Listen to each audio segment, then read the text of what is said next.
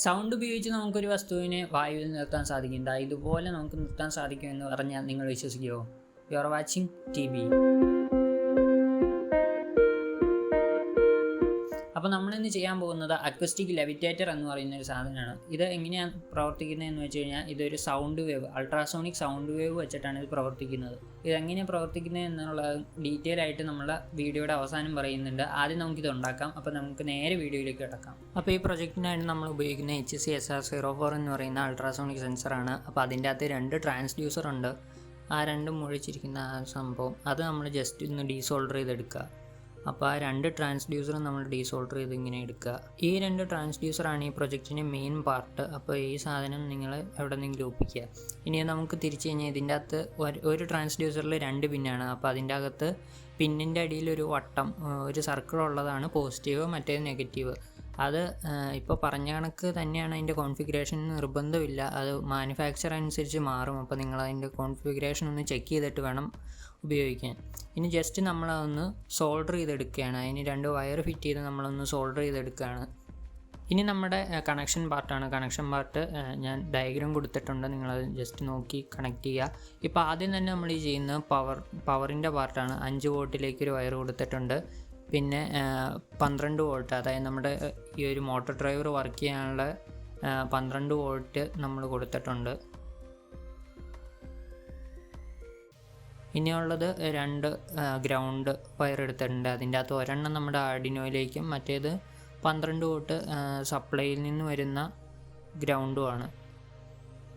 ഇനി നമ്മൾ ultrasonic sensor connect ചെയ്യുകയാണ്. അപ്പോൾ നമ്മളത് ഈ ഒരു മോട്ടോർ ഡ്രൈവറിൻ്റെ സിഗ്നൽ നമ്മുടെ ഔട്ട് എടുക്കുന്ന ആ പിന്നുകളിലേക്ക് കണക്ട് ചെയ്യുക. ഒരു സെൻസർ ഒരു ഭാഗത്തും മറ്റേ സെൻസർ മറ്റേ ഭാഗത്തുമായിട്ട് കണക്ട് ചെയ്യുക. അപ്പോൾ ഇത് പോസിറ്റീവും നെഗറ്റീവും തിരിച്ച് കണക്ട് ചെയ്യുക. ഇപ്പോൾ ഒരെണ്ണം ആദ്യത്തെ പിന്ന് പോസിറ്റീവും രണ്ടാമത്തെ പിന്ന് നെഗറ്റീവ് ആണെങ്കിൽ അതിൻ്റെ നേരെ ഓപ്പോസിറ്റ് ഇപ്പുറം കണക്ട് ചെയ്യുക. കാരണം നമുക്കതിൻ്റെ ഒരു ഓപ്പോസിറ്റ് വേവാണ് അടുത്ത സെൻസറിൽ വരേണ്ടത്. ഇനിയുള്ളത് നമ്മുടെ ആർഡിനോയിൽ നിന്നുള്ള കണക്ഷനാണ്. A0, A1, A2, A3 എന്ന് പറയുന്ന ആ ഒരു പിന്നിലേക്കുള്ള കണക്ഷൻ. അത് നമ്മുടെ In1, In2, In3, In4ലേക്ക് നമ്മൾ കണക്ട് ചെയ്യുന്നു.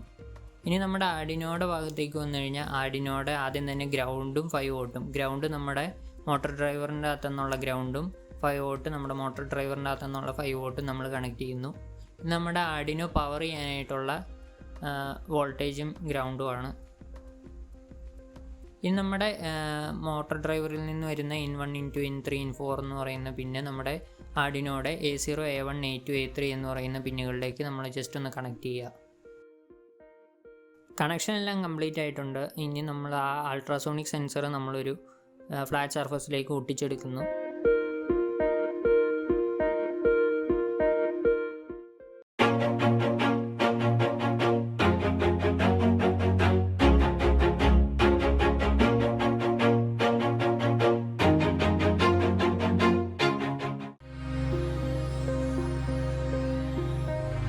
അപ്പോൾ ഈ ഒരു ഇൻസ്ട്രുമെൻറ്റിൻ്റെ വർക്കിംഗ് എങ്ങനെയാണെന്ന് വെച്ച് കഴിഞ്ഞാൽ നമ്മുടെ സൗണ്ട് വേവ് ഇതിൻ്റെ അകത്ത് ഒരു സ്റ്റാൻഡിങ് വേവാണ് നമ്മൾ പ്രൊഡ്യൂസ് ചെയ്യുന്നത്. ഒരു സ്റ്റാൻഡിങ് വേവിൻ്റെ വേവ് ലെങ്ത്തിലാണ് നമ്മൾ ഈ ഒരു വേവ് പ്രൊഡ്യൂസ് ചെയ്യുന്നത്.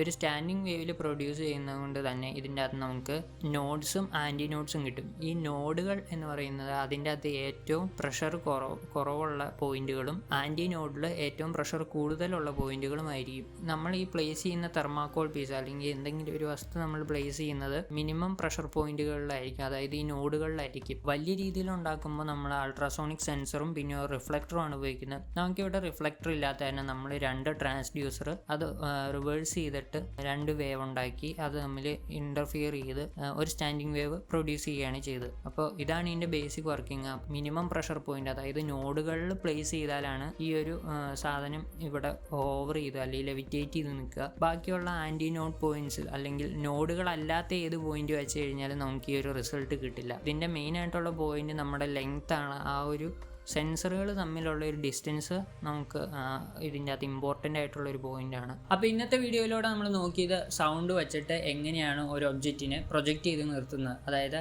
നമ്മളുണ്ടാക്കിയത് അക്വസ്റ്റിക് ലെവിറ്റേറ്റർ. ഈ ഒരു അക്വസ്റ്റിക് ലെവിറ്റേറ്റർ ഇൻസ്ട്രുമെൻറ്റ് എങ്ങനെയാണ് ഉണ്ടാക്കുന്നത് എന്നാണ്. അപ്പോൾ നിങ്ങൾക്ക് ഈ വീഡിയോ എല്ലാവർക്കും ഇഷ്ടപ്പെട്ടു എന്ന് കരുതുന്നു. ഇതിൻ്റെ അകത്തുനിന്ന് എന്തെങ്കിലുമൊക്കെ നിങ്ങൾ പഠിച്ചു എന്ന് കരുതുന്നു. അപ്പോൾ അടുത്ത വീഡിയോയുമായി കാണുന്നവരെ it's me Ajith V Anil signing out.